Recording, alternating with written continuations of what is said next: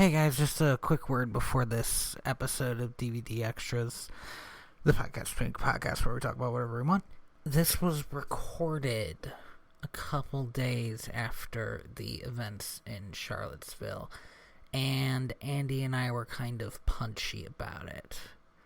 So for the first 20 minutes or so, there is a lot of talk about morality and the kind of awful things people justify doing to other people. So just be aware of that. Also, you'll notice that this is considerably longer than normal DVD extras. We're going to try to make them longer from now on. This one clocks out at about 2 hours. We're probably going to go for one again from now on. We just weren't that happy with the longer conversation cut up into short bits. Thanks for listening. Am I coming through okay? Yeah, you're coming through all right. I just we're on a third Wi-Fi provider, so occasionally it'll break out for me because our connection isn't exactly solid. But I am getting a higher upload rate. Oh, that's good. So here's something I have discovered about this computer. So I got a gaming desktop. Yes. A fairly low-end gaming desktop. You know, you helped me pick it. It works. It was for like $500. Yeah, you know, it does pretty well. Yeah, you're not going to be playing like anything that came out this year on the highest settings, but it's good enough for most generic gaming. Right. Okay. And here's a great thing about this desktop. It's got like 30 fans in it, so it never overheats, right? Oh no. Yeah, well, there's a problem. Yeah. So we're going to hope that that's not too bad. I can't hear it. I have surrounded my microphone with a quilt. Yeah, in the hopes that'll cut down on various noises. That's probably going to help a lot. I know for a fact that I'm going to be getting a thin hum because my current desk is right next to our mini fridge, which is just constantly making noise. Okay, so let's do time.is, and then let's just... I can tell you right now, I've not even attempted to watch either of the movies because it's just... It has not been in the cards for me at all. I'm probably going to try to watch them tonight. Okay. Because starting Sunday, my life is just going to be a living hell. Perfect. Great. So when do you want to call the time.is? Hey, it's Independence Day in Indonesia. Oh, what? Thank you, time.is. Let's do it at the 45 seconds. Okay. I'm getting better at choosing closer times. Sync. We good? How's that? I don't know. I mean, like, you're editing this now. This is your problem. Perfect. Oh, did I tell you? In fact, I know I didn't. My last DVD extras that I edited, this one, I mean, I'm not even quite done with the thing yet. We're on, like, the tail end. Yeah. You know, I was recording that on my crappy laptop that I knew was on its way out.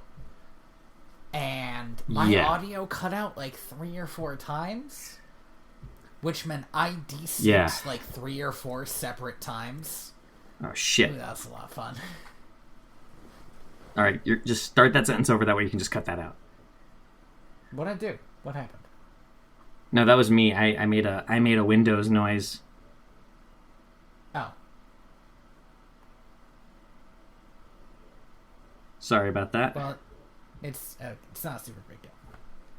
So I got, for my birthday, I got a, I love this only because I do this podcast. My mom found at the airport a notebook, that looks like a VHS of The Lion King. That's cool. Yes, and I used it to take my notes on Winnie the Pooh. Yeah. It was rad. That's rad. That is beyond fantastic. I'm excited. I am very tired. Oh, I'm sorry. Not in the least, because of just it feels like this year has actually been 30,000 years. That's fair. Because every month our country seems to want to spiral further and further into what I assume is the pilot for a shitty TV show where racists win. No. But then lose? It could be. I was going to say they'll probably lose eventually. Here's the thing.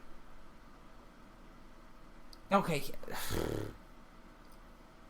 There's this thing I wanted to say, and I wasn't sure if I wanted to talk about it on the show, but I'll say it, and then I can decide. I wanted to mention that fact that I think both of us have things to say about this thing, and that we would both be unhappy if we didn't talk about it. I think that's true.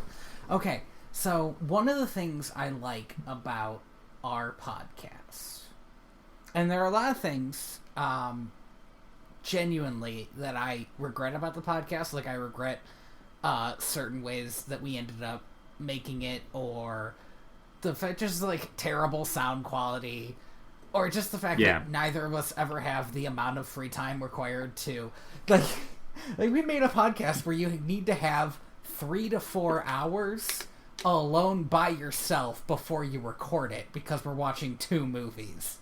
Yeah, I think our problem is that we're watching 2 movies. I feel like if we cut it down to 1 movie, like most podcasts, but that would be just like every other podcast, Andy. Can't do it. Yeah, I know. But the reason they do it is because it's sustainable. I think we can be sustainable. I believe in us. Anyway, well, the point there's a lot of stuff I do regret about our podcast, but it's all little stuff. One of the things I really do love about our podcast is I don't think you could be a hateful person and enjoy listening to our podcast. Yeah. Because the things we talk about is always feminism or race relations, and how these movies that were made not that long ago already feel dated on certain extremely important points and stuff like this. However, I mean, I want to barrel through this, if that's okay. Yeah, go for it. I have a long thing that I want to say. Okay, because I was going to say, however, there is a type of person that probably does listen to this podcast, because this is the type of person that I think most people are. Okay, so there's a popular misconception that the most moderate thing to do is the safest and best thing to do. And it makes sense why people might think this. Mostly because that means it doesn't take a chunk out of your life. But this misconception means that, like, sometimes parents don't give their kids vaccines because they think, well, obviously the safer thing to do is to not have a medical procedure. Or sometimes people say, well, Nazis are bad, but obviously the people marching against them, they're just as crazy, because clearly the only useful thing to do is to sit inside and ignore them, and then they'll go away. And that's not how Nazis work. And this is a misconception about, and it's not just about hatred, it's about everything, but it's that good people who genuinely do believe in, like, love over hate, and also just fucking dislike Nazis, sometimes won't raise a finger because that seems like it's going too far. Yeah. And I saw a lot of that over since this weekend. Yeah. There is this false idea in our country that doing nothing is the best thing you can do. You've said that. But there's also this idea that anybody who is willing to stand up against a radical movement must themselves also be radicalized in the other direction, which is a fallacy in the largest sense of the word. On one side, you have people who are announcing themselves to be filled with hate and racism and violence against these minority groups. And on the other side, you have a bunch of people that all they're saying is, no, don't do that shit. And in a way, we live in a country that doesn't want to talk about race. Not even just in a way. Mostly because our country very heavily was built on the backs of an African American group that was subjugated, oppressed, and only very recently in our history given full citizenship in the loosest sense of the word. Mm-hmm. The Civil Rights Movement, 1969, my dad was born then. That's less than a generational gap. Mm-hmm. There are still people alive today who remember the Jim Crow days and who remember relatives that were born slaves. That's how close this history is to us.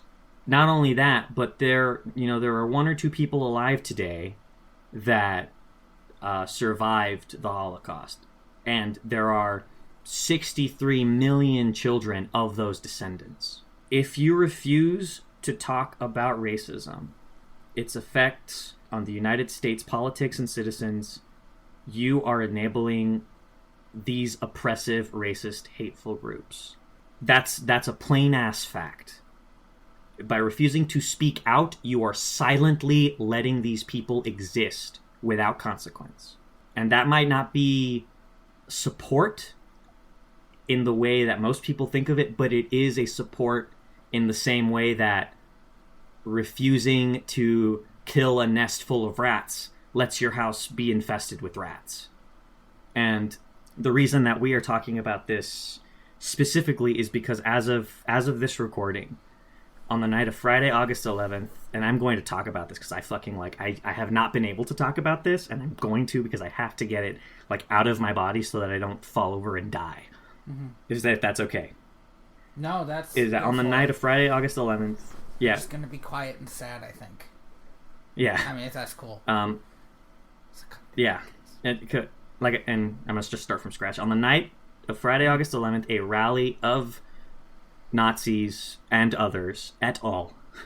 Marched against the University of Virginia in protest of the university taking down a statue of General Robert E. Lee. These people were met by a small group of university students who stood their ground against this sea of hatred and were beaten. 14 of them were injured that night.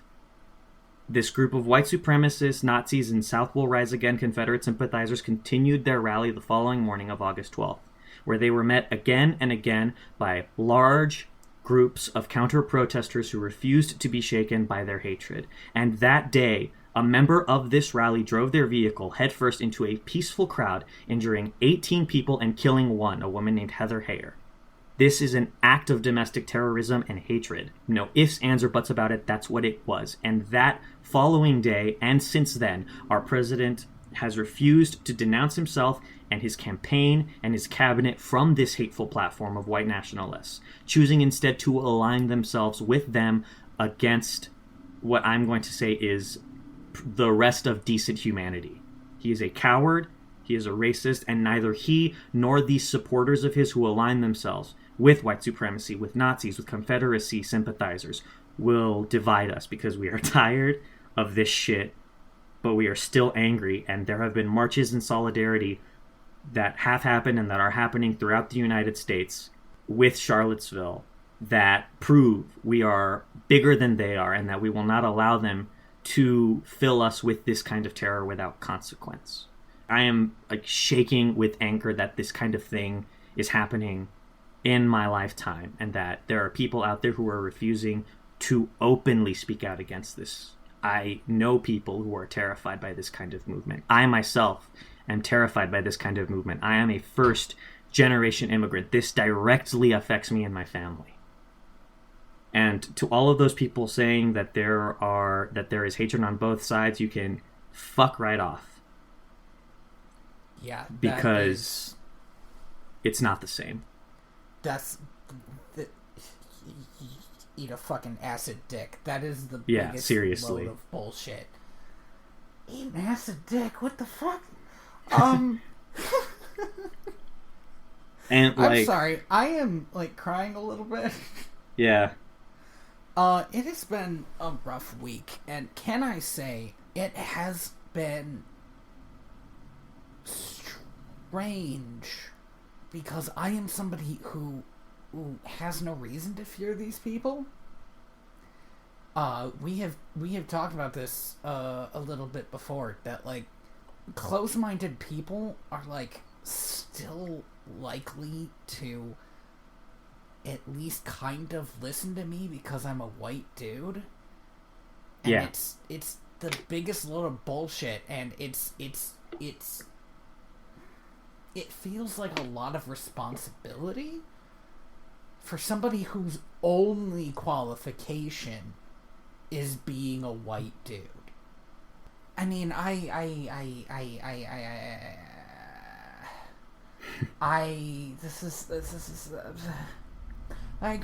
grew up in Cleveland. Cleveland's 60% black. Yeah.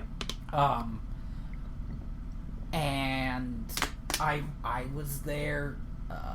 My dad lived right on the street when that when Jesus Christ, I cannot speak. When that kid was killed. There were marches up and down the street, and these were just people who didn't want to be shot by the police. Yeah. And this is just the same thing. We're seeing so much of this. And one of the things that I know that I'm not even close to the 100th person to point this out, but one of the things that made me so angry was seeing this Nazi rally, because that's what it was seeing this Nazi rally, and there were no cops. None. And the ones that were there, from all accounts that I have heard, did not lift a single fucking finger. Well, and I have seen, I mean, it went on for a while, so at a certain point there were just stop fights and stuff, but what they did not do was sort of what you expect cops to do in this situation, which is either lose control or use a heavy hand or all this stuff, because these people were white. And again, from Cleveland, that's just not what happens when a group of black people get together. I cannot articulate how wrong that is. It's just simply incorrect. Yeah, I can't talk and I'm shaking. Yeah, it would have been a really nice day to talk about Winnie the Pooh. Yeah, and again, this is something that I think we both have just felt this build up of needing to talk about it in some way. Yeah, no, into that's true. And as small as our platform is, and as much as this is pretty much just both of us yelling into an endless void, it's very cathartic, I think, to be able to say it. I am going to change the subject, and we can come right back if you still have more to say, because I feel like I still have more to say. But I think we can both naturally come back to it. Yes. When we've both calmed down a little bit more and are ready to rile ourselves up again. How nobody listens to the podcast, it made me remember about a couple weeks ago, I got a message from my sister. She's been behind on the podcast, and she just listened to the Return to Oz episode. And she said she was feeling pretty vindicated for loving that weird movie. And I told her she took the wrong message from the episode, but... No, I think it's okay to like things that are weird. As long as it's for the right reasons. I think she probably liked how much you liked that crazy-ass movie. It, there something about its aesthetic just, spoke to my soul in a way that I did not expect this movie to. Because everything else about that movie, I think sucks and is bad. But you like you said you liked Gnome King and Yeah, and that's the things that I did like, I think outshone the rest of the movie enough for me in a way that it would not do to, I think, literally anybody else who watches that film. Like, I'm very much an outside case. But that happens a lot to me specifically, I think. Very few movies can be so uninspiring and shallow that I can't take away anything from them. Like... Can you name one? I can name two. Suicide Squad and Batman vs. that fucking movie. Batman movie. v Superman when they were in court against each other. Because that's... Ever since you mentioned that, I realized that is what it looks like. Isn't that super weird? But also, I'm still convinced that it would have been a better movie if it was literally just like a court drama that just happened to have Superman and Batman in it. Nobody would ever make that film because that would be insane. but I would love it. I don't think I got very much out of Brother Bear 2.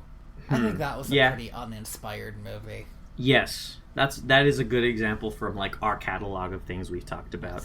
I was thinking about stuff like I kind of want to do something like almost like experimental stuff. I want us to like each record a sentence of what we thought about each movie, and then like send it to each other and figure out, like, even though we've already had the conversation, what our different thoughts are.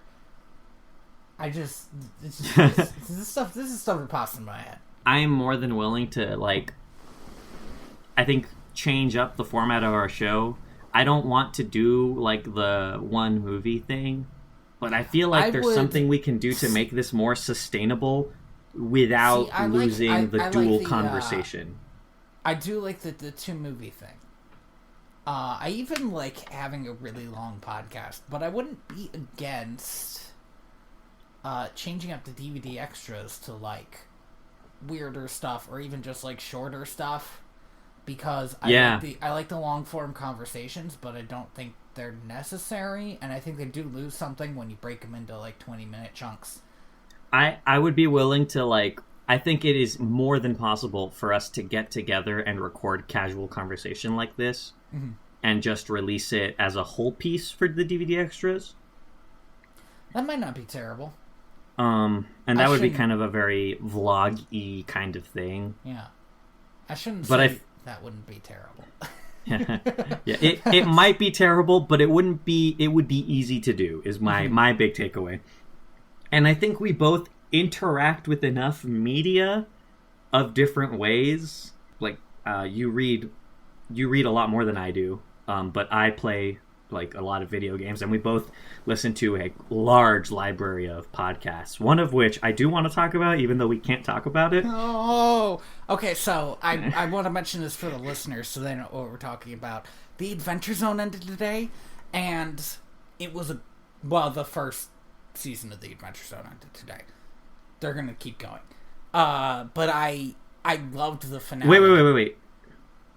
They're gonna keep going? You didn't know this?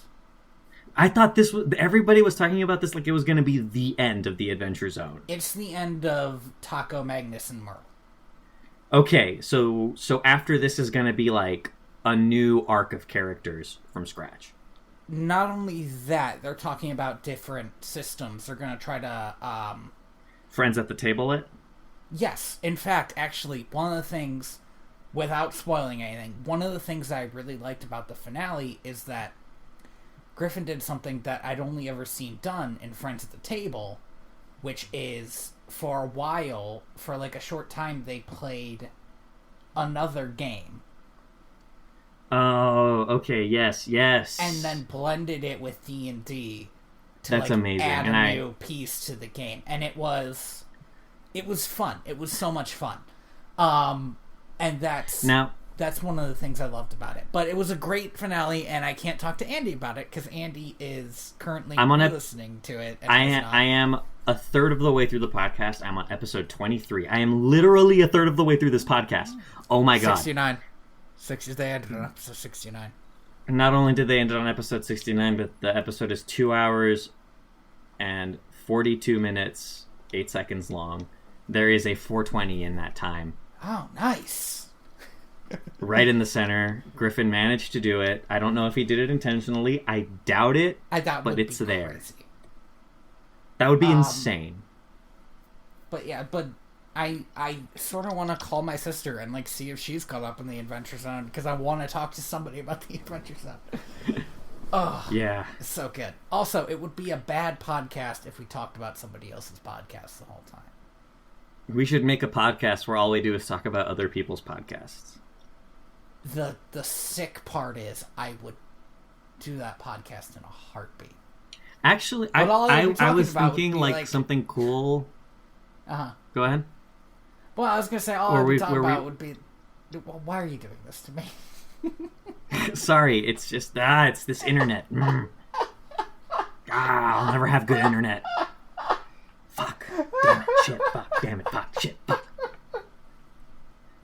I'm not even doing this intentionally. Like, this isn't a revenge thing. It's like, I genuinely think you stop talking because you'll cut out. Like, at the end of words. You're just like, no, you go on. And then I start talking, and then you start to interrupt me again. Oh, good times. Fuck this internet. Fuck this fucking state. Fuck. I'm cussing a lot. Speaking of fuck this state, turns out I'm heading a little bit toward our other conversation. Did you see that tweet that I sent out a little while ago? So there's somebody vandalizing a bunch of Arizona Confederate monuments. Which one? Way to fucking go, guys! Good on them. Good job. 2, I looked this up just to be absolutely sure, even though I fucking knew already. Arizona became a state in 1912. Yep. The fuck are there? Why are there Confederate monuments in this fucking state? This state had nothing to do with the Confederacy. I can kind of answer that question, actually. Is it going to be one word, and is the one word racism? Well, I was gonna say it's gonna be a sentence, and that sentence is: in the 1920s, racists mass-produced Confederate monuments and scattered them all over like the most racist parts of the country. And by then, Arizona was one of those parts. Okay, I also read about that. I read that article about why that one awful statue. Well, it wasn't itself a terrible statue, but it represents a lot of terrible stuff. Why that statue broke so easily? Well, it was mass-produced by a bunch of fucking racists. It crumbled like paper in a way that was, like, gratifying. It felt really good to look at. Yeah. But also, like, in that video, there were people, like, kicking it, and it would bend more. Which is how cheap these fucking statues are. Oh, God. Like, to the end, like, man. I just got to your tweet. 35 minutes ago. No, I didn't see it. Yeah. But it's just, I was like looking at moments, and god damn it, Twitter. I can't believe I looked at moments. But that was one of them. I literally only look at moments when I'm either click the search button on my phone and moments pop up, and for a brief second it'll be like, oh, I guess this famous actor is divorced now. Or when I accidentally click on the moments button when I'm trying to get to my bookmarks bar. We're trying to get notifications or something? Yeah. Yeah. Exactly. I have started taking to pressing moments where I'm just like bored and I'm trying to burn some time and my feed's not like nobody's talking right now, and I'll go over to one and it's like, ooh, I wonder what's happening. And so it's like Donald Trump is just a pile of rancid meat. Yeah. I don't that was my whole moment. I'm sorry. Are we? We should talk about. Are we good? Can we like? I'm like trying to think of something positive that we can talk about. We did not quite talk about this podcast about other podcasts thing. I always thought it would be a fun thing. A fun thing to do would be to just listen to like the first episode of a podcast, like just a random podcast. Oh. As like kind of like a you know how Reader's Digest, I don't know if they still do this, but they used to do this thing where they would like read the beginning of a book and then like recommend the book based on that introduction alone. Like, whoa, like, okay, that's crazy. Yeah, so they would like take these obscure books, read the first chapter, and then be like, yo, this book is super obscure, but it's got a strong beginning, and it feels like it's ramping up to something. I would actually, and basically the idea was like to encourage people to like try smaller titles. We just talked about mixing up DVD extras. I would love to do that for like a DVD extra. If we're just like, why don't we both go listen to a podcast we've never listened to before? Like, I've always wanted to get around to Oh No, Ross and Carrie, or just like some random tiny podcast like us. Like, I listened to 15 podcasts. I'm down to 15 again. That's good.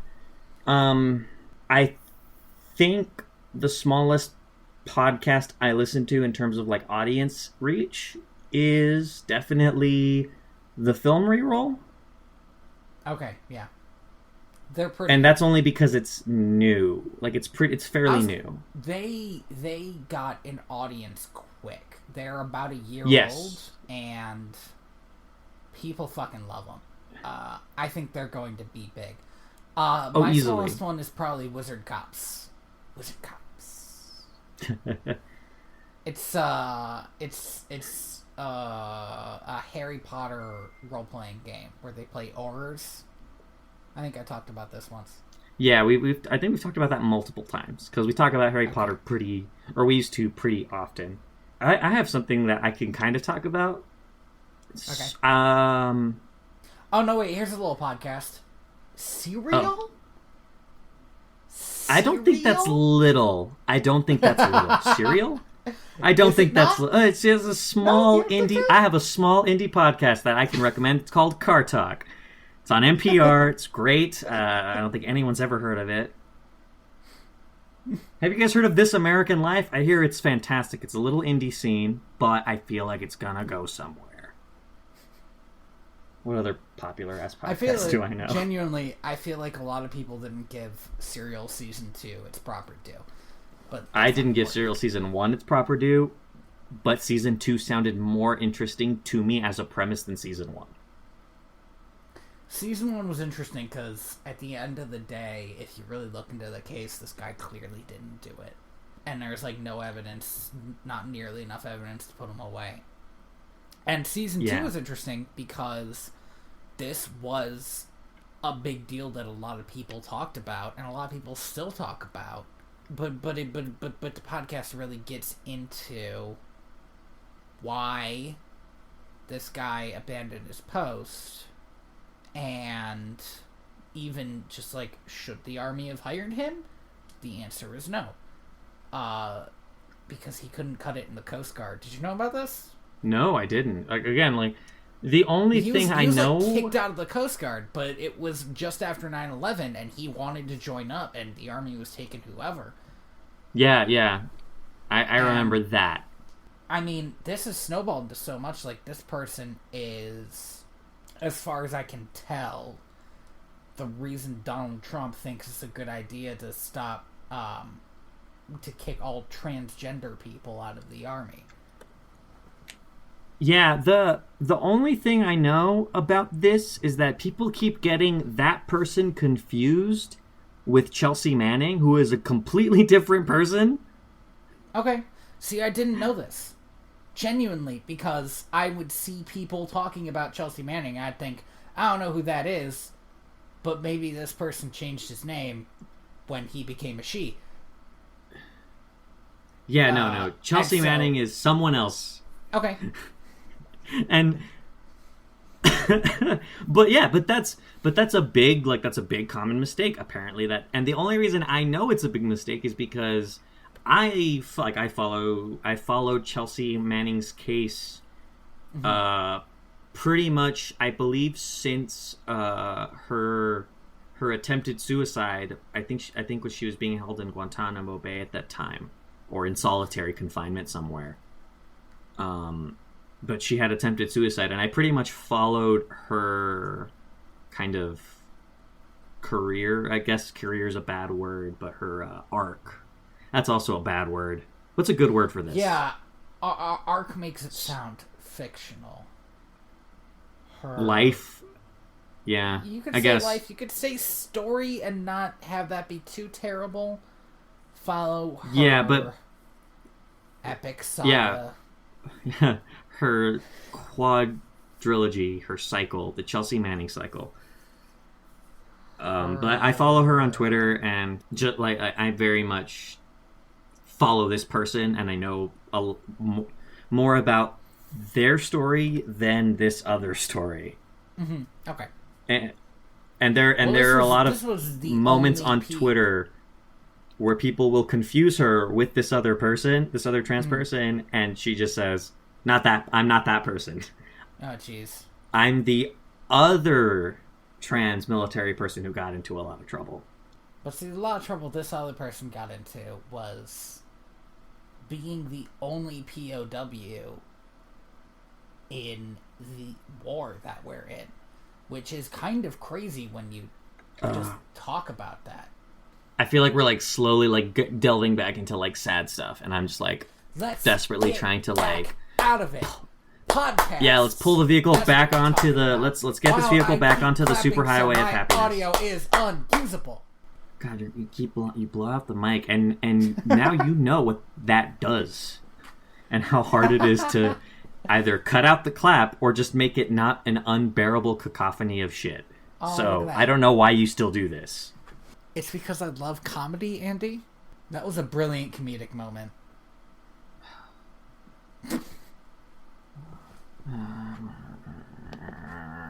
Andy is not as long-suffering as he would like you to think. I'm just really... I'm more tired now. I'm not back on my bullshit yet, so to see you back on yours makes me envious and spiteful. Okay, I can fake it till I make it. I'm super good at that. I'm just tired. I'm just so tired. I've driven 36 hours in the last week. Fun. Most of it through the emptiness of Western Texas, which is the least fun place to drive because there's nothing. See, in my opinion, the least fun place to drive is where there's a lot of stuff and therefore a lot of people. I just want to know if I die, that my body will be found in at least a week. I'm Andy, and I have so many demands on the world. I want you to know, Tony, I'm like, kind of famous people on the internet have retweeted me, so I'm kind of a big deal. Kind of famous people on the internet have retweeted me too, but only like authors of Squirrel Girl. That's pretty great. I mean, I fucking love it. I'm not gonna lie. I'm pretty sure that's like your favorite internet person. He is my favorite internet person. Have you read Dinosaur Comics? I have. I still do. I'm behind a week. It's awesome. But yeah, hey, Dinosaur Comics is great. I stopped reading questionable content. I haven't. In fact, I think... I started getting really annoyed by the characters.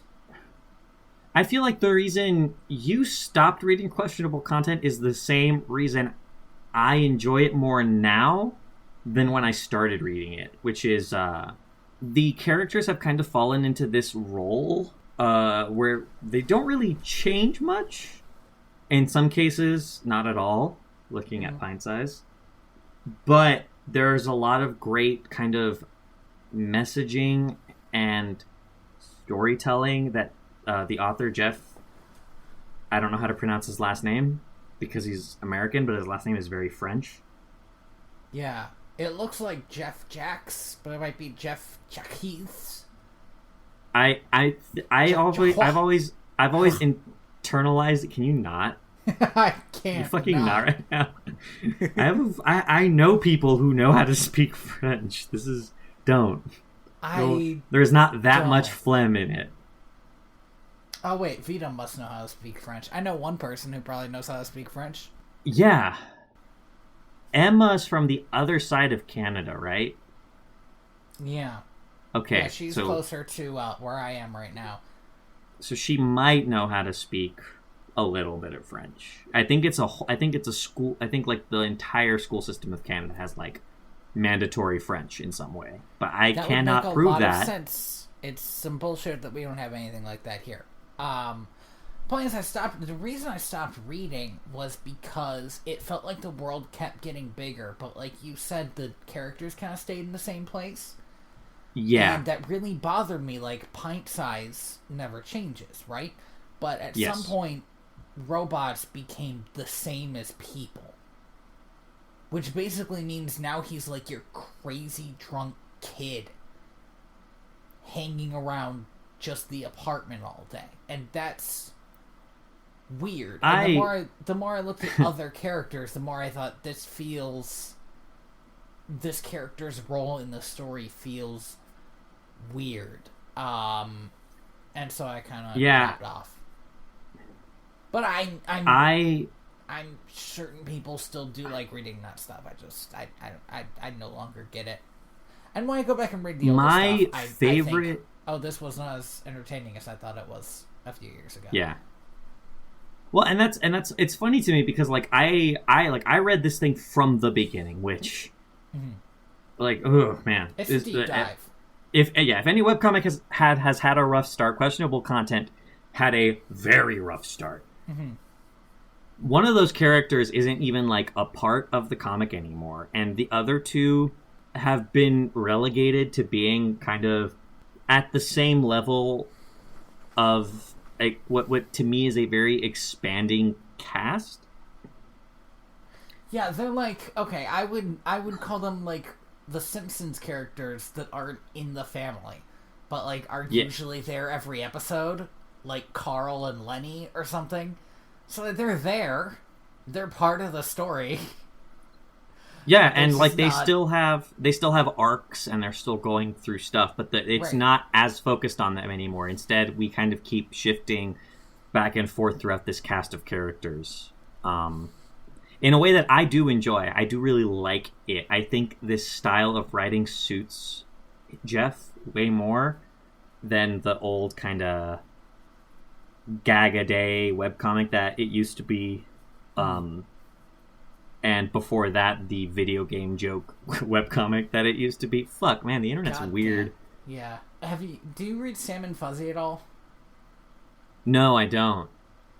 Okay, that's a webcomic that has gone through so many weird arcs, but still kind of kept the core characters in a really interesting way, and they have grown and changed, and the world has expanded in a crazy way. Literally, like, they found a secret underground society, and by secret society, I mean, like, different kinds of species, like billions of them, that are secretly controlling the world above ground, and one of them is a talking dinosaur. And it has gone through so many changes, but like still ends on a gag at the end of the day. Like still ends on a gag day, and is still about these two characters, even if there are like 100 other characters thrown in now. And I find that, one, I find it more entertaining, and two, I find it kind of interesting that he kept that momentum on it. It seems like a hard thing to do. You know, like there are some webcomics that I still read that, because of their format, I think can be the same thing as the times are a changin'. You know, Dinosaur Comics and XKCD, for the most part, have the same thesis statement. Like what their goal is for their webcomic has not changed at all, which for both of them I think is to be weirdly philosophical and comedic at the same time. Yes, and that's what I love about Dinosaur Comics, but also occasionally with XKCD, there will be a coding joke, and I won't get it. And I will, because I did coding for 1 year. But at the same time, I feel like with the exception of, I think, those two, which are like both like have been around for like almost more than a decade now, I think. Yeah, it's been a grip. Like, most webcomics will either kind of fit like what I consider to be three very set standards of webcomic. You have your webcomics that have an end goal. They have a story that they want to tell, where they begin and then they end eventually. Mm-hmm. and the entire webcomic exists to serve that purpose. Yes, usually they will be published as like a whole graphic novel eventually. Right, like Ava's Demon or Cucumber Quest. Fucking love it. What was that growl about? I was gonna bring up Cucumber Quest because I love it so fucking much. Oh my god, it's a lot of fun. Or I'm trying to find one that other people might know. Dr. McNinja Wildlife? is a big one that ended. Oh yes, well I was gonna say Dr. McNinja, but then I thought that one was another one that was around for so long that like when you said can be put into a comic book, I was like, that's like 800 issues. I think it's in like two big omnibuses. Like you can get the whole thing, like 10 years of comic. It's been a little while, so I feel more comfortable saying this. I hated the ending of Dr. McNinja. It felt very forced to me. I hated the whole ending chapter, just the boss rush thing. Yeah. And then like, oh, obviously this character's gonna die. And then here's the thing: when I was reading Dr. McNinja, I thought, man, I hope he gets past this King Radical thing soon. I did not realize that he was going to be the final boss for the whole comic. Because, like, when he first showed up, he was still fighting other stuff. Yeah.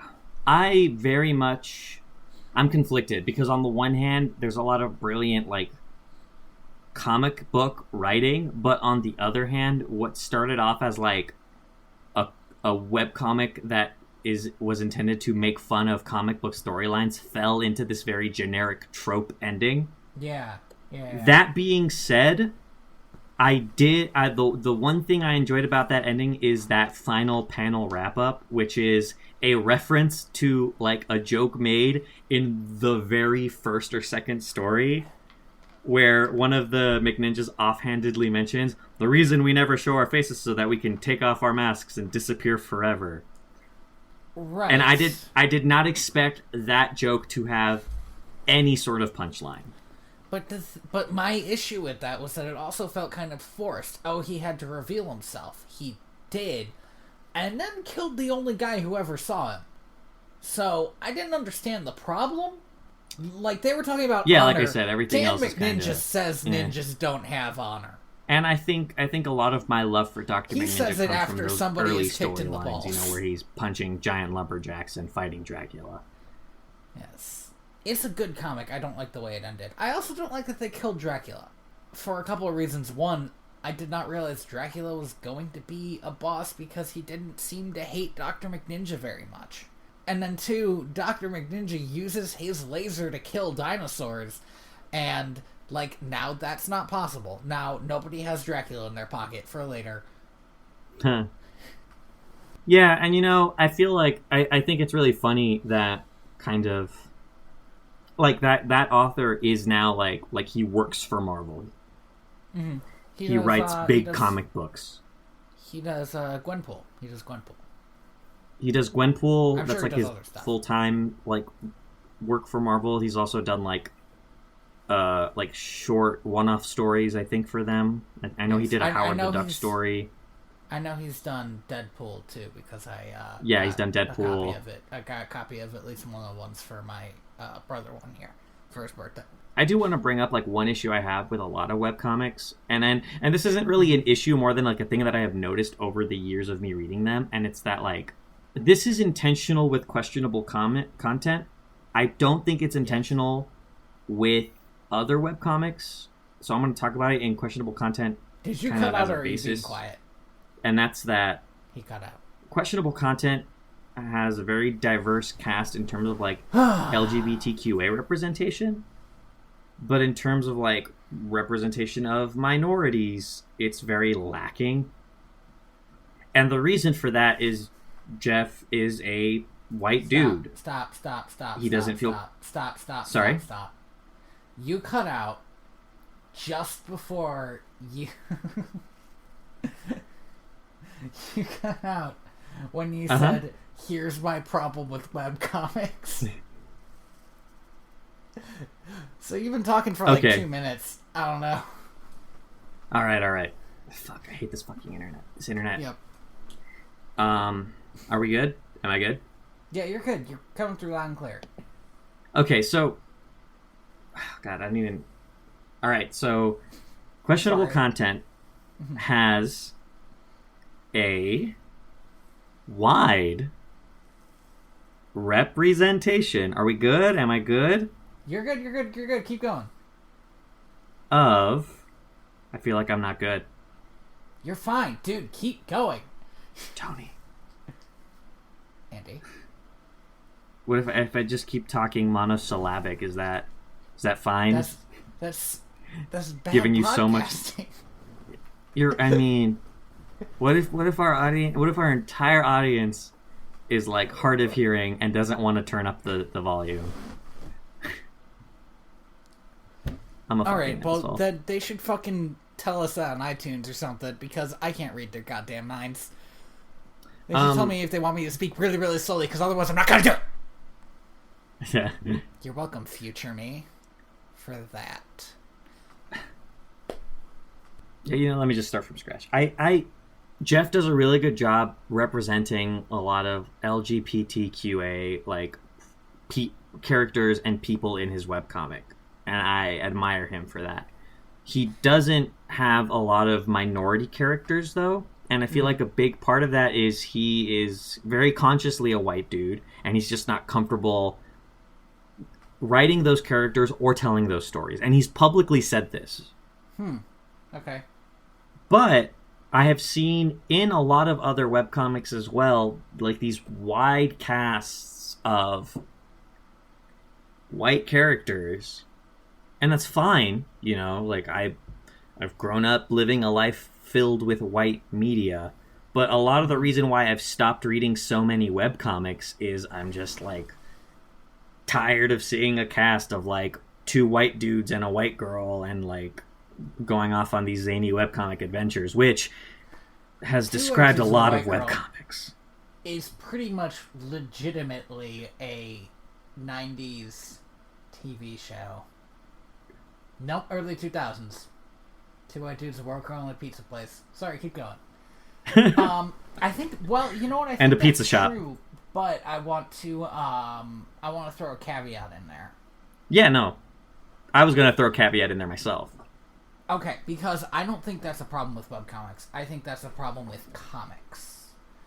I think that comics don't have a lot of good representation in them, and I think webcomics are actually better with that because you don't need maybe the popular ones aren't, but the point is that when you write a webcomic like I do, you can just write it, put it up, and you don't need like Marvel to publish it for you. So a lot of people, I have seen a lot of people like I cannot pronounce her name. Maybe I can find her comic. It's not important. The point is, I have seen a lot of. There are more women in webcomics, and there are more people in color in webcomics than there are in. In traditional publishing of comics. Yeah. Oh, easily. And that's the thing. Like, I'm not saying that they're not there. I'm just saying that like over the past 3 years, I have dropped a lot of webcomics in favor of looking for these smaller webcomics written by these minority writers. If only because I feel like I get more interesting stories because like even the minority writers that are writing like white characters are do something different with their story. And like they just write differently because they're drawing from different experiences. Yeah, like we've both grown up in a culture that like of dominantly white media, and you can pick up on that difference really quickly. I'm gonna be honest, and this is something I've really only ever gotten into as an adult. I hate this internet. But I do try to seek out media with better representation. And it's for that reason. It's that when you see a TV show with like all white people, I look at that and I will start to think, oh, well, this is boring. Like, this doesn't feel real because it's all white people. And I know there are people who aren't white people, and they could easily be on television. And it's the same thing with with women, because that's still such a big deal in stuff like TV, where you'll get 3 male characters for every female character. Yeah. And that's like another big thing too. Like, most of the webcomics I read are female written, and I love that personally. I mean, I strive for that because I don't enjoy particularly, and again, like, there are male writers that do this too. Part of the reason why I love questionable content so much is it doesn't try to be this macho, generically masculine story. I enjoy that very much. And Jeff really loves writing a diverse cast of women characters, and he does it very well. Mm. I just enjoy those stories more, you know? And like, I always have, you know, like as a kid, I always preferred watching a lot of these kind of aimed at girls TV shows. A big part of that is probably because my older sister watched a lot of them. Do you know how I learned about those that I thought was really interesting? Yeah. They can get away with more. I did not know this. Yeah. And I did not know this until I read an article, somebody talking about how the Batman movie was the Lego Batman movie was secretly gay, and it was going to turn all your kids gay. And somebody else I remember that. Somebody else wrote an article about that article, about how the people who complained about Lego Batman and about Adventure Time never complained about Steven Universe, which is super gay, or it's so My gay. Little Pony. And the reason is because they're girl shows, and for some reason they're just not on the radar. Although I wouldn't call Steven Universe a girl show exactly. It is a very feminine show, though, and it wants to be that. And that's I think it's fucking awesome. Well, when I heard it described to me, it was a magical girl show, but one of them's a boy, and that's not really true, but it's still not a terrible way to describe it. Yeah, I feel like only Pearl really fits in a magical girl type like character. I mean, they're also alien rocks, so like it's not the same thing. Like I when I first watched it, I expected it to be closer to Sailor Moon, but like one of them was a dude for some reason, which would have also been fun. This is there's a lot of people who have done goofy stuff like that, where it's like Sailor Scouts, but one of them, like, the same uniform with the dress and everything, but he's just a dude, which I don't think is inherently good or bad. I think it's just, I do think you could tell an interesting story from that, because what I learned living in a house with a 12-year-old girl is that there are a million of those TV shows. I didn't realize there were so many of them. Do you know, like, every other anime is a magical girl anime? They're really good, Tony. You know, I haven't really watched one. I didn't like Sailor Moon, and then I kind of didn't like again, any of the others.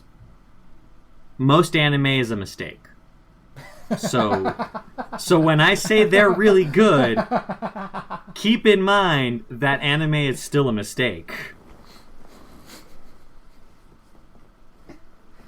That's a hill I'm willing to die on. I love a lot of anime to death, but holy shit, it's I so much of it is bad. Mad that Sword Art Online was bad because I wanted to watch an anime where the plot was, if you die in the game, you die for real, and like in Yu-Gi-Oh, they take it super seriously and nobody ever questions the fact that it's the stupidest thing ever.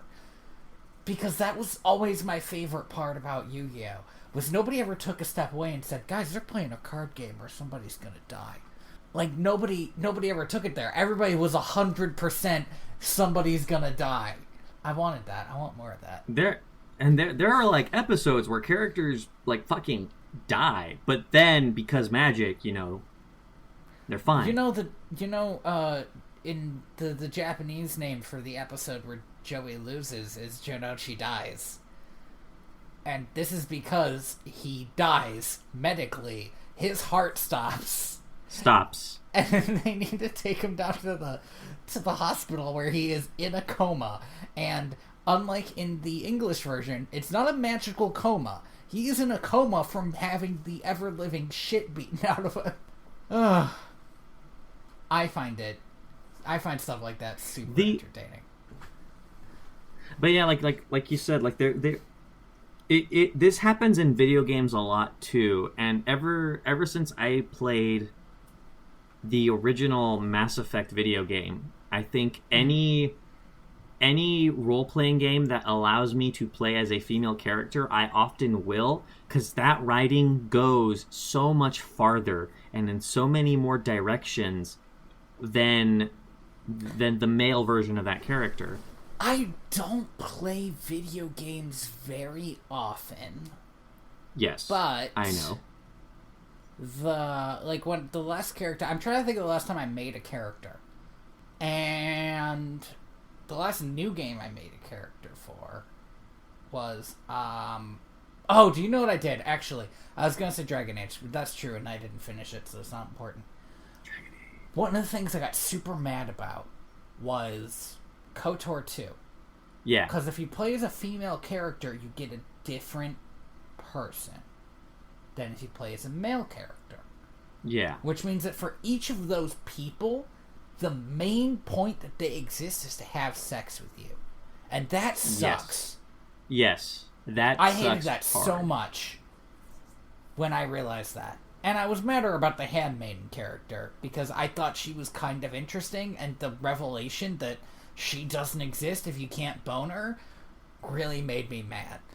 Yeah, see, Mass Effect fixes this problem, and I say this in heavy air quotes, by letting you choose which of the two bland-ass humans you want to bone, and letting the other one die. Perfect. So it's like they're making you choose to not let the other character you don't want to bone not exist, which is kind of super fucked up in its own way. Yeah, like, could you imagine? That's pretty rough. Could you imagine if in KOTOR 2 you got the handmaiden and a fucking other guy? I don't even remember what the fuck he was. I think he was just a dude. The disciple. He was like in a library on Dantooine. And I'm not even sure if I ever got to the bottom of this story. But yeah, like, could you imagine if, like, 30 minutes in, it would just be like, hey, which one of these two do you want to bone? And you'd be like, I mean, if I have to pick, I guess I'll pick this one. And then the other one just dies. Fuck. Like, right? Like, that's bad. It's framed as a solution in Mass Effect, but in a way, it's kind of just lazily doing the same thing, but making it a player choice. But it's still a non-choice. I don't know. So I've been playing, for my birthday, my siblings, who are all still in Cleveland, sent me a PS4 with Final Fantasy XII: The Zodiac Age. Yes. Which was super cool of them. Because there was... Okay, so this might be something I've talked about. I've definitely talked about this game. But there's, like, a summer of my life that me and my brothers just literally spent inside playing Final Fantasy XII. Something I found really interesting when I was replaying this game is... Yeah. You know, it's got 3 male characters and 3 female characters in your party, which I like. I like that you have an equal amount of men and women in your party. I find Fran really interesting. Have you played this game at all? I haven't, but I think I know who Fran is. Is Fran the bunny woman? Yes. Okay. She spends the whole game, because when you change armor, it doesn't show on the characters. So she spends this whole game basically walking around in lingerie. Yes. She is the least sexualized woman in video games fucking ever. And that's not to say that she's not sexualized. She sometimes kind of is. But video games are so terrible with it that the fact that she's walking around in lingerie is, like, not a huge deal. And her character is basically... When I was playing this game, I realized her character is basically more like Groot, because she acts alien. Yeah. She doesn't act like super sexy like a femme fatale or something. She acts like the world around her is not really her own. Yeah. And that's interesting to me.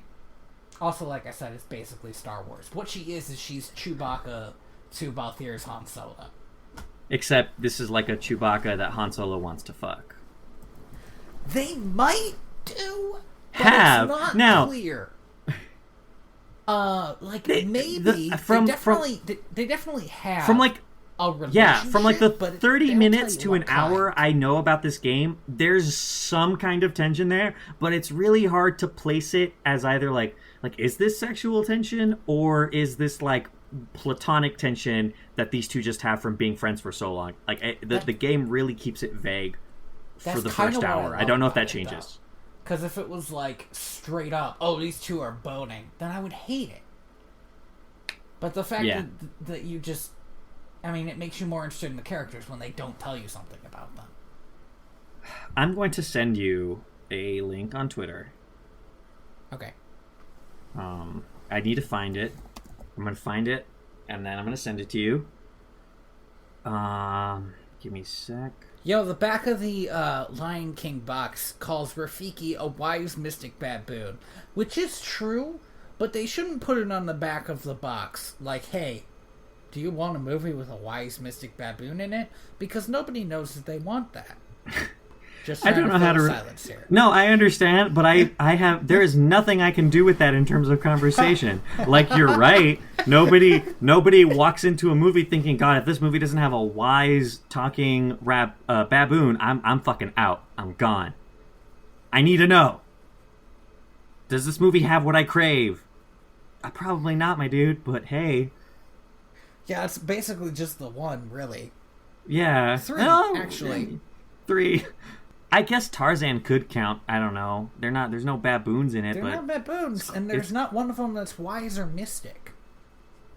I mean, Kerchak is pretty wise. He's just also got anger issues and trust issues. Yeah, he's not like a bad dude, but I don't know how wise he is. All he thinks is, we don't want these white men around. Which smart, let's be smart, fucking real, man. That's good idea. Fucking good, rational shit. I think I've told you about this, but fucking Tarzan of the Apes, the book, is like all about white supremacy. There was a live-action like Tarzan movie that was made that came out like 2 years ago or something that I watched. Why? Illegally, because I saw the trailer for this movie, and there is a scene in that movie where the main character gets into a fight with a bunch of the movie calls them cannibals. Oh boy.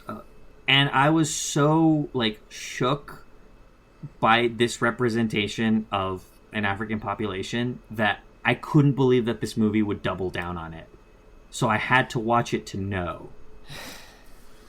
I was like, there's no way of all the things that a live action Tarzan movie is going to hold on to from the book that they would bring that shit back. What they do, Tony? He terrorizes those people. They're just regular people. He hangs them and steals their food. Yeah, this movie frames him as being the hero against this vague group of African men. It's bad. Oh, that movie fucking sucked. The book also fucking sucks. Just yeah, it's a good adaptation of the book in that way, I guess. Fucking. Ugh. All right, I cannot find this. I'm gonna keep looking for it, but I'm just gonna talk about it. Okay. So there is a Lord of the Rings game coming out, called. It's like the Middle the Spirit one. Yeah, Middle Earth: Shadow of War is what it's called. Okay. And in this game, the giant, horrific, man-eating spider Shelob, who you remember from the movies as being the fucking like spider that attacks Frodo, is portrayed as a sexy woman in a skin-tight dress. Nah. What? Yeah. But that takes place in the same universe as the movies. No. Like, everything about this thing is the movie. You see Gollum, and he's fucking Gollum. Yep. Ugh. But they did it. Now, Lord of the Rings is a very female scarce franchise of fantasy. Like, this is true. You got most of the chicks stay at home. You got Shelob. You got that woman who was not a man, and because of that, let her kill one of the ring wraiths or whatever. Yeah, but cool. Apparently, like, the only woman in that army. Like, if you stop to think about the implications. Yep. No women in that army. Okay. And then there's a few elves. There's the really beautiful elf that Gimli's like, give me a piece of your hair, and everyone's like, that's weird. And then there's Aragorn's, like, girlfriend. And both of them spend most of their time just kind of smiling mystically into the distance. I always kind of saw the beautiful elf as kind of, well, okay, one, she does what all the other elves do. And she also kind of does what Gandalf does, which is, like, be super powerful and then leave for no reason. Yeah. It's... Which happens a lot in Middle-earth. But yes, there aren't a lot of female characters to work with. So I'm not opposed to them, like, bringing Shelob, giant man-eating spider, to the forefront of the game. What I am opposed to is the whole I'm a generic sexy woman with high cheekbones and a skin-tight dress representation. Because she's a giant fucking spider that eats men. Yeah, and there's no reason for this. Weird. And like in an interview, they tried to excuse it, like, no, there's totally like a bunch of lore that supports her being a sexy woman. There is fucking not. J.R.R. Tolkien, I don't think knew enough women to imply that this would be a possibility. Damn. His best friend was C.S. Lewis, Tony. Yeah, well, and even they didn't like each other.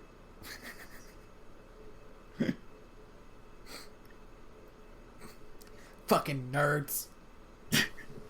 Arguing about the fact that they both hated each other's genre of fantasy. And they also both hated the fact that the other had a Santa Claus-like character in their book, because the only person who can have Santa Claus in their fucking fantasy is me, goddammit. Anyway, it's bad. And the reason I want to bring this up is because there is a game that I played called Nier Automata. Now, Tony, I just want you to Google Nierautomata. And then click on images, have safe search turned on, and just look at this main character. I live on the edge. Okay, well, she's not naked. Oh, well, no, here we go. Wait, what? No, is this actually from the game? I probably not. Okay. But I don't know what you're looking at. So... well... Okay, is it the one where there's like a giant dragon? A lot of panty shots. Yes. Yeah. So... Ugh. This game... Also, hey, this has nothing to do with the point you're about to make. But this dragon is the ugliest looking fucking dragon. Like, I've seen good dragons. They're not hard to do. I mean... It looks like a giant quivering ball sack. Oh, okay. Then that image is official from the game. I am looking at it right now. Fucking gross. Okay, so I mean, he's also gross. That costume is DLC that you have to buy. That's not the official costume in the game. But here's what I want to point out. Okay. The reason this character wears the weird kind of gothic made sexy outfit that she does is because the head director of this game likes girls in sexy outfits. That's it. That's the whole reason. He came out and said that. Now, do I like this? No. I don't. But I like the fact that this guy's like honest about it. On top of that, the outfit she wears literally it's not talked about in any way. It's not really, like, other than a couple of like weird like cutscene shots, isn't really like fawned over by the game's camera in any way. And does not pertain to her character arc in any way or the story. So when people told me that this game was good and I saw this art, my first thought was, oh, fuck. Anime was a mistake. But I played it. Very anime. But I played it, and what I found was a oddly touching philosophical story on whether it is worth it to preserve humanity. The concept of humanity. Which I did not expect. I mean, it wasn't the first thing that popped into my mind when I saw these pictures. Right? And kind of my point is thus. If you're a dude and you want a girl dressed in a sexy outfit, that's fine, man. Live your best life. But don't try to make it out as being anything more than that. Mm-hmm. You know? Don't try to excuse it. Don't try to fucking, like... No, but actually girls not wearing clothes makes them more powerful female characters. No. Kate Beaton already made fun of that as far as it can go. Yep, no. Yep. I was going to say, as far as I could send you the cover art for the Final Fantasy Zodiac age, and Fran is doing some strong female charactering up there. I'm gonna look this up. Give me a sec. It's not terrible. It's just noticeable. It's not like that Catwoman picture. Well, like, the first image I get is literally, like, just, like, a frame shot of her, like, boob window, which is nice. It totally is. So that's not what I'm looking for, but... No, Okay, here it is. View image. Yeah, that is some... she's on this, on this, like, weird motorcycle thing, and just, yeah, she's, like, at a 90-degree angle. Yeah, like, posing everything. Wow. And that's actually... absurd.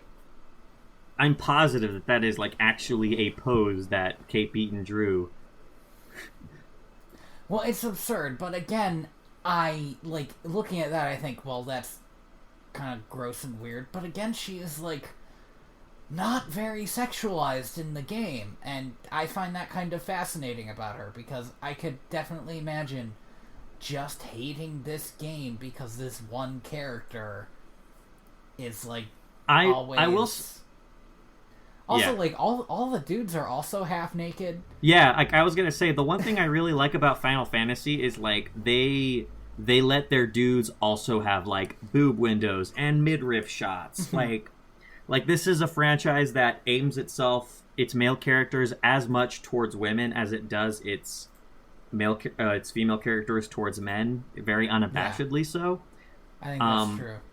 Not to an extent that I would say is equal, but to an extent that I would say is commendable, and makes it a lot of the Final Fantasy games feel less gross. Well, it's like so when I was younger, we used to play this game all the time. So it was one of the first, like, video games I really got into. Yeah. And then my brother got, if I can't remember the name of this, I'm not going to be able to get it across, am I? Yeah. What's the other big, like, anime looking one? It's like a fighting game, I think. Guilty Gear? Nah, it's like a fantasy. It looks like Final Fantasy. Dissidia? Nah. I'm really like Street Fighter. Like, man, you're not giving me much to work with here. I know. I'm giving you absolutely nothing. Point is, it looked like Final Fantasy, and are you sure it wasn't Guilty Gear? Yeah. I can't. Okay. I don't remember what it was, but I know it wasn't that. Okay. Well, here, let me Google it just to be sure. Yeah, I was gonna say, like when you said it looks like Final Fantasy, nah, this is the no. only thing. Okay, okay. This is like 2D Final Fantasy. It was like 3D too. It was King of Fighters. Nah.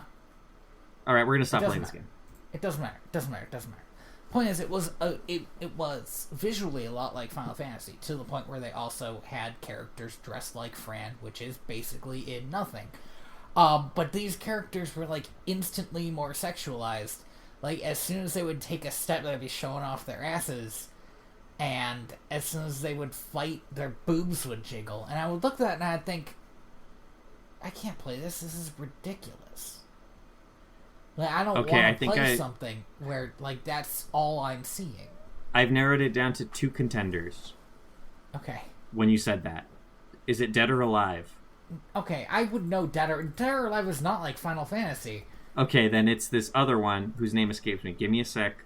I think I know what game this is. Fuck. Just give me a quick second. Oh my god. Soul Calibur. Oh yes, it was Soul Calibur. Okay. I won this game that I said we should stop playing, but I won. Congratulations. But yeah, Soul Calibur does, like, it makes its female characters work hard, and it's ridiculous, and it was just, like, not very good. Like, I didn't like it, and I expected it to be the same because all the characters look like Final Fantasy characters, and then it just wasn't. Final Fantasy is this weird thing because I don't like most of Final Fantasy. You know, I think that's but true. I like Final Fantasy enough that when they announce a new game, I look it up to see if maybe like this is going to be the next one I'm into. You mean a new game that's not Final Fantasy 14 again? Was it 13 or 14? You mean like an MMO? They made a million of. 13 they made 3 times. Yeah, and nobody liked the first one. Yeah. As far as fucking I can like tell. I'm watching a let's play of Final Fantasy X too, because the people doing it are. Okay, are you going to say it's good? What I was going to say is, when it gets down to it for me, what really keeps me in a game or gets me away from a game is the story. Yes, same. And Final Fantasy 12 is, I've said this before, it's just Star Wars. It's Star Wars, but fantasy instead of science fiction. Sci-fi. And it has... And one of the things I liked about it when I was a kid was it was semi-open world. Like, you could always go and explore the world, but it had a story that you had to finish, too. I don't know what they call that. I'm sure there's a specific word for it in gaming. It's not really, honestly. Like, gaming genres have become so blurred that I personally would call it a game that it's been described as a limited open world game, which is about as helpful as fucking nothing. So, okay, but that doesn't mean I can say, like, Final Fantasy X has basically no open world elements. Once you're on a path, you keep going on that path until you get to the end of the path. Yeah. And also, its story, while probably more original in Final Fantasy XII, is also bonkers stupid. Oh, it's real. It's real bad. Now, there are some people out there who do like this game, and I'm sorry for you. But one other thing, I mean, the other thing about Final Fantasy X is that it's just a turn-based strategy game, which is fine. Final Fantasy XII has a type of gameplay that I've only ever seen in Final Fantasy XII. I love it. Somebody described Final Fantasy XII's combat system to me in a podcast I listened to. Mm. And what I didn't know about Final Fantasy XII is apparently you get to a certain point in the game where you can like use like basic programming statements and automate your entire party. God. No. That's the best part about this game. That's where Dragon Age got it. But even Dragon Age is super limited by what you can do. Okay, so in this one, in this you can... I mean, there are limits, but basically you don't have to worry about the game's AI being fucking stupid. And you go to a shop and you can buy certain commands, and the commands are like $50, which is nothing to you with your 500. Most Final Fantasy games basically get into like the 50 to 100,000 range of, what is it, Gil? Yes, it is Gil in Ivalice at least. And so like I'll have a couple characters who know certain types of magic, and I'll tell them, you know, if a character's knocked out, automatically use raise on them, or if you run into an enemy that's weak against fire, cast fire, and stuff like that. And that is so fucking cool. Yeah. That's my favorite. That's one of my favorite things about this game, because so few games ever do that. Like, Dragon Age 1 has it, and it's there, but it's very limited in what you can do with it, and it's also not very effective. Like, the AI in Dragon Age is really fucking dumb. It's really fucking dumb. Okay. To the point where if you want to play Dragon Age on, like I tend to play video games on normal or hard difficulty, it's more useful for me to pause the game and just give individualized commands. It's more effective to do that. The game There's no reward for using the automated system if you want to do your best at the game. And from what I've heard in Final Fantasy 12, not only is it better for you to use and abuse this automated system, but like as the game goes on, you have to do these like what I've heard are like these like hunts and these like dungeon grinds to do the story. Yes. You can just automate your way through the whole thing. Yeah. Okay. Well. Okay. So sometimes.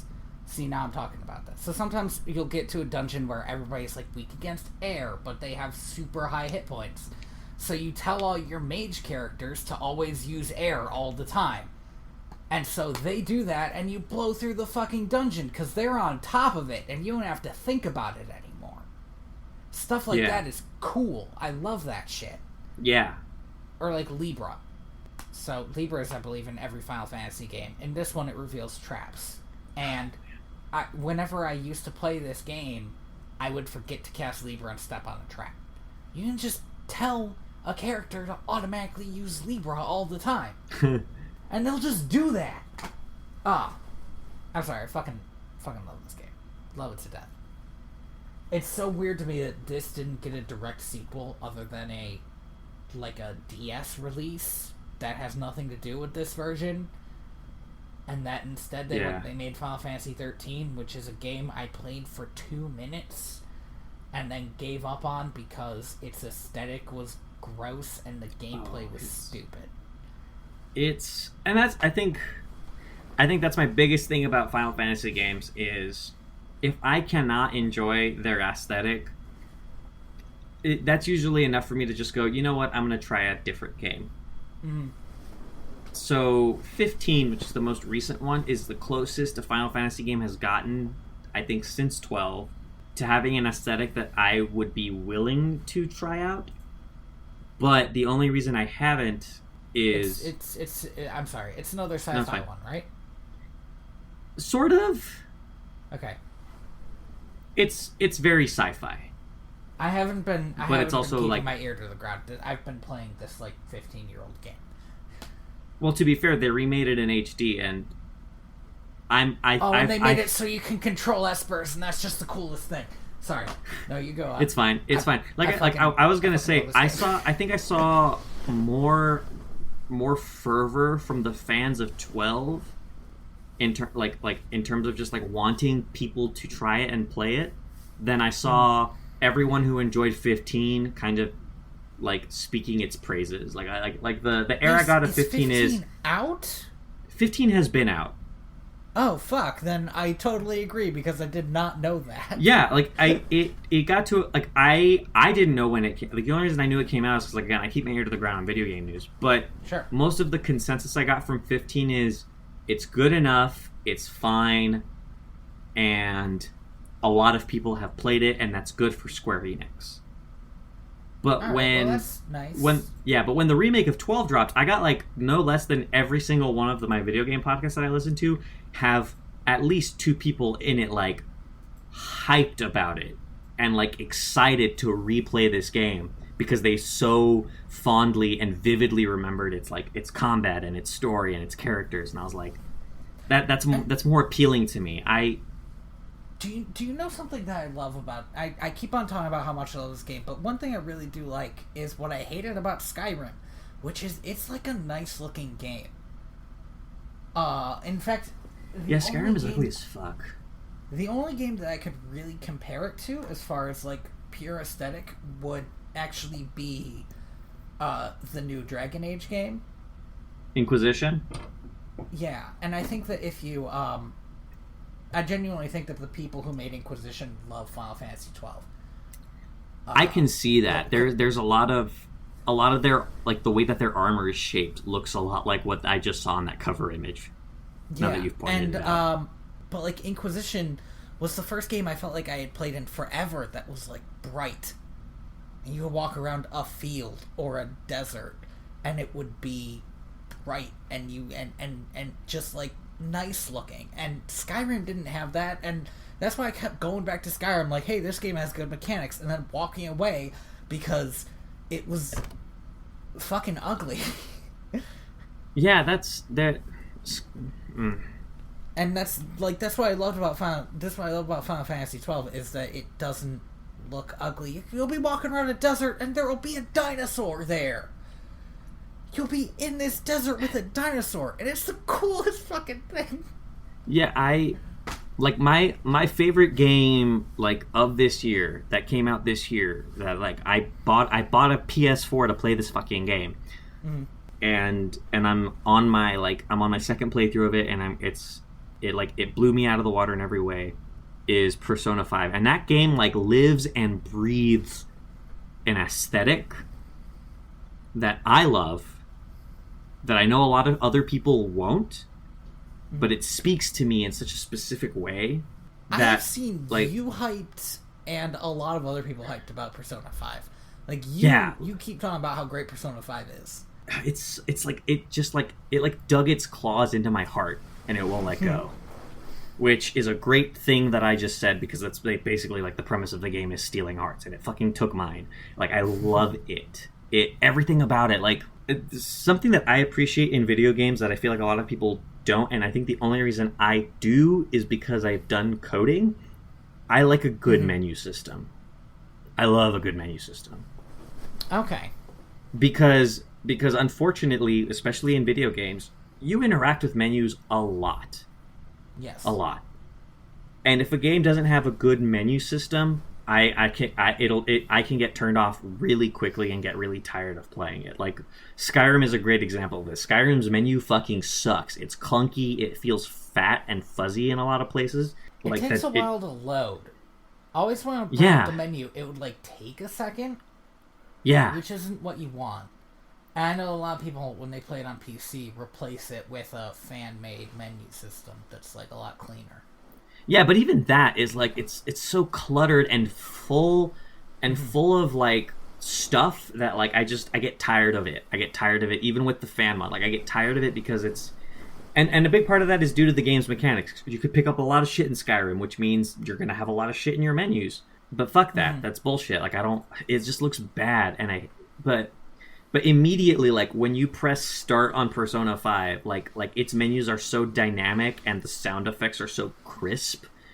I was just like, when I got the game and I put it in my PS4, and like I had my two friends in the living room, I think I spent about 4 minutes just like pressing up and down and just like going through the menu, in the main menu, to like options and clicking options and like scrolling through the options menu up and down just to listen to those noises and see those visual like signifiers.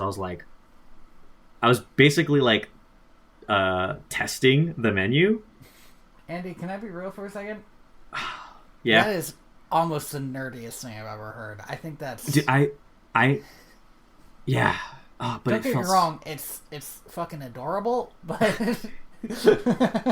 I just love a good menu, man, and Persona 5 is like the sexiest, best menu I've ever had in a game. Like, it's so good. When you called it sexy, it stopped being adorable and started being weird. Just so you know where my limit is. No, but like, you have to understand, like there are silhouettes in this menu of like people like I want to fuck slapping this menu hard. No, it doesn't fill me with sexual feelings. It just looks really good. We're both, for better or for worse, very in touch with racial politics and feminist politics because we both want to be. Well, and I am not a sociable person, and therefore the friends that I still have are the friends that have always been remote because we've always been able to keep in touch with each other. Yeah. So that means that all my friends are on the internet, and a lot of those friends are words. A lot of those friends are women, and I'll see stuff that affects them a lot. And a lot of those friends are, well, maybe not a lot, a handful of those friends are somewhere in the LGBT. It's hard. I know. Yeah. LGBTQ. All right. Put A at the end of that. LGBTQA. Yeah, which is It took me a long time to get used to saying that without like having to think about it. Here's the thing: I've seen a lot of people drop in the Q, and now you're telling me to add an A. I want to include asexual people. Most people leave it at LGBT. I go with QA because I personally know a lot of people who identify as either queer or asexual. So Q and A mean more to me than, say, L and T. Okay. But they're all part of this large community, you know? So right. But okay, so the point is, I know some people in the community. Not a lot. Like I said, about a handful. And I don't want to see them stepped on very much either. And so this is the stuff I end up paying attention to because it very indirectly affects me. I think the problem, and I say that with heavy air quotes, is that me and you, like, even though like I do know a lot of people, I am very sociable, but I have like a small circle of people that I would consider close friends. And I think the problem is that me and you, again, problem in heavy air quotes, are very empathetic towards these friends that we have, and we do our best to educate ourselves about them when they are outside of our experience, because we want to be good allies. Yeah, I think that is true. Although here's the thing. Right now, I sort of hate that when you said that, you kind of made it about us. Yes, and like again, fuck that. I'm a piece of shit for doing that. Yeah, but, absolutely. But also, we're not doing this for the praise. We're doing this because it's how we are. And there's no way of saying that, I guess, without sounding so fucking full of myself. I have literally never gotten praise for just like being a halfway decent person, because that's not something you should get praise for. It's not something you should, and it feels gross. Cool. You know what feels gross? Cool. When a fucking like white dude walks up to you and says, "You're good for you for like speaking out about this stuff," and it's like, fucking dude, you could do it too, man. It's not that hard. I read a couple of articles on the internet, and I follow a diverse group of people on Twitter. Like, that's all it takes. It's not that hard. But apparently it's fucking Dark Souls. Fuck, did you read Octopus Spy? No. Okay, that was another comic that I, like, it finished last year, early this year. Let me see if I can find, I'm not going to be able to find this. I want to see if I can find the actual thing I'm thinking of. Just give me a hot minute. I was going to say, when you mentioned Octopus Pie, like, I was like, I know that webcomic. I've never read it. Why do I know it? And it's because 26 people that I follow the person who wrote that webcomic. That makes sense. That's pretty much how I found it, I believe. Ryan North is like numero uno on this one. Flip through this real fast. I want to see if I can find the thing, because it's such a great, stupid moment, and it perfectly reflects what you were just talking about. But I'm not sure if... Jesus, this is a long chapter. Not sure if I'm going to be able to find it. Okay. Here it is.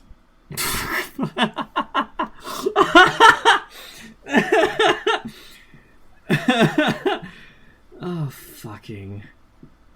Oh, Jesus. Fuck. This is bad podcasting. I feel I should mention. This is an amazing... This is exactly what I was talking about. Mm-hmm.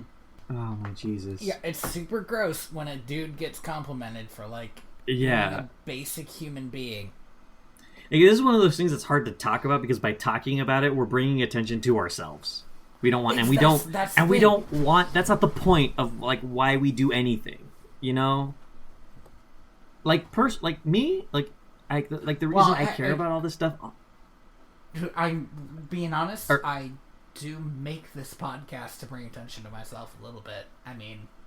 Yeah, like, obviously, like, there's a little bit of narcissism in what we both do. Yeah. But this specific topic. Yes. Yeah, like we're not doing this because we want to fucking, like, Han Solo and Luke Skywalker get a gold medal at the end of Star Wars. That's not what this is about. Those were symbolic. The rebellion needed a win. I'm sorry. No, it's fine. I'm not mad at you. I'm just disappointed. But it's a weird way. I mean, when you look back on it, it's a weird way for that movie to end. But it also makes sense because at that point, they needed to celebrate something because they were all about to book it the fuck out of Yavin before the Empire came down on them. Yeah, that makes sense to me. Star Wars is a weirdly paced movie. It's still looking back kind of a weird scene. I think the reason it doesn't make sense is more because of what happens in the next rest of the series. Okay, that's that's pretty fair. Point is, you were I sidetracked us. That was on me. No, it's fine. And like I'm grateful when people say thank you, but it feels gross because it shouldn't be like a 1 in a million miracle to be a good person. Right. Yeah, it shouldn't be something that you need to be thanked for. I don't want a participation trophy on this. Boom, millennials. Yeah. Okay, fucking. God damn it. Fuck. God fucking. Oh, I'm so mad at you right now. I'm mad at you now. Now I'm mad at you. I cannot. I decided to lean into it. Just give me a second. Word. Make it mean something else. Just give me a minute, maybe a lifetime. I just need to recover. I feel like my entire world was like flipped 90 degrees when you made that fucking joke. like my head feels bigger. I like had an out of body experience. Oh, I'm so mad. I'm a 20-something on the internet, Andy. I gotta do it. Are we good? If you want to end it on that note. Good. I am the... No. Energy. I am the ghost of John Smith. We haven't even... But I do want to point out, we haven't introduced ourselves this entire episode. Guys, we fucked up bad. Guess what? We've done like how many episodes of this podcast, and we're still not good at it?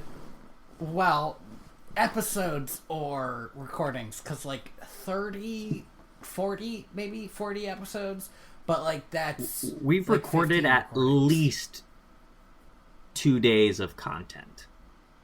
That's fair. Look, guys. And we're still not good at this. Look, guys, stop judging us. Well, judge us, but then give us 5 stars for no reason on iTunes. Aces. Thank you. I mean, hey, you know what? I wouldn't expect anyone to be good at doing podcasts because I'm a 22-year-old man and I still occasionally miss when I try to drink out of a cup. So I'm just saying nobody's perfect. Nobody's perfect. So I have been Tony Robusto. Thank you for listening to Direct to Video. I have been VHS? DVD extras. I have been Andy Reyes. Shut up. I was getting there. I was getting to it. We have fun occasionally. You can find me at royalty_Valens on Twitter. You can find me at TheaterBats on Twitter and at my website where I post a comic inspired by trueevents.org. It's really good. Oh, did you see that? No qualifications? That was great.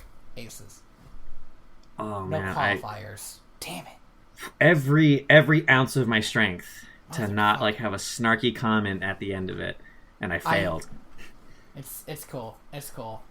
Everything's aces. So for the last... I want to mention this. For the last... I'm not a good artist. For the past 2 comics, I have had a giant tiger head in it.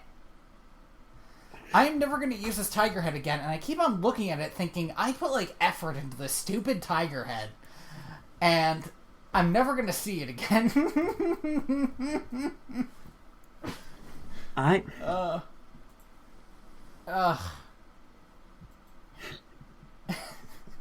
Anyway. Give me a sec. What? I can't believe you put this much work into a throwaway bit. You put more work into this throwaway bit, I think, than you do for most of the comic, which you told me is minimal effort because you're bad at art. And yet, you did this. I got it into my head that I needed to make a giant tiger head, right? And then, when I started making a giant tiger head, I was like, I should look up what a tiger looks like, because that's how you do that. And I did that, and I started, like, making it actually look like a tiger instead of just... Because this is stick figure webcomic. Yeah. It doesn't need to look like a real tiger. And yet... Oh, man. This is fucking hilarious. This is, I think, this is the funniest visual gag you've ever done. This is part of my charm. It's funny that I can say that because you have done visual gags before, which is again weird. I don't think I've ever told you this, but I have told my friends this. You are like, your comic has one of like my favorite jokes I've ever read in it. Oh no. Okay. And it's the one where I wish I could remember the names of your characters. I had it saved to my old phone, but it's where they're in a hot air balloon. Okay. And she's like listing off all of the crazy things about the world. Mm-hmm. And I think one of them is like everyone knows why the chicken crossed the road. I don't get why people keep asking that stupid question. Like, that poor chicken is just trying to get to its destination. Leave it alone. And I remember that. Yeah, like you are you are genuinely one of my favorite writers when it comes to your webcomic. It's really good. Oh, that is way too fucking nice. Thank you for that. It's not true, but it's nice. No, I just did the thing. I do this all the fucking time. I can't take a compliment. Hey, you know, not everyone's as perfect as me. You know what? That's a good point, Andy. It pisses me off so much that I can't, like, say thank you and let that be it. I have to assume somebody's lying to me. Do you want to practice? I can just, like, throw compliments at you. Absolutely, I do not. That is, like... If you guys ever want to find a major source of anxiety for me, actually start leaving us positive iTunes reviews. Yes, please. I'm gonna, like, start DMing Ryan North so that he can tweet at you compliments, and I want to see what that does to your entire world. It's gonna, like, freak me the fuck out. That might be, like, the best prank I ever do. I want you to know that unless immediately after Ryan North tweets at you, I send you a text message that says I met Ryan North in person, that it was not provoked by me. That's going to be the calling card. Oh. Or is it? Oh, God. This is my revenge for your shitty millennial joke, by the way. The people loved it. I still haven't recovered. I'm in the hospital right now. The nurses say I might never make it back. To my body, that is. Because, again, I feel like you punched me out of it with that joke. So just so we're clear, you are floating above your body in a hospital with all your recording equipment. By the way, quiet hospital. Way to fucking go. I went to the ER and it was beeping all the goddamn time. And you can communicate with me. Can you communicate with the nurses? Well, yeah, Tony. I am the ghost of John Smith. Motherfucker. Ha! Oh, that's good. I forgot the name of the dude whose music we used because it's been so long since we've done one of these, and we're bad at podcasting. The music you're hearing right now is Penguins on Parade by Lee Rose Revere. Can we... It's in the show All right. notes. Yes. I'm going to stop recording.